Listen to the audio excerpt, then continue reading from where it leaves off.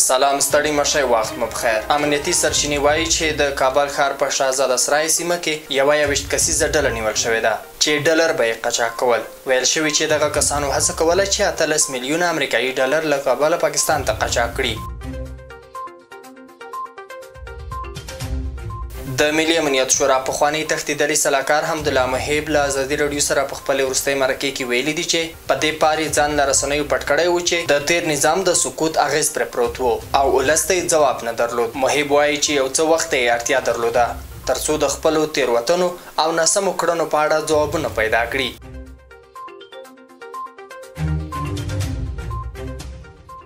کابل شهزاده سرای کې صرافان وایي چې نن د پنجشنبې په غرمه د یو امریکایي ډالر بیه تر 94 افغانیو راښکته شوې ده. دا په داسې حال کې ده چې د همدې اونۍ په سر کې د افغانۍ پر وړاندې د یو امریکایي ډالر بیه 130 افغانیو ته رسېدلې وه.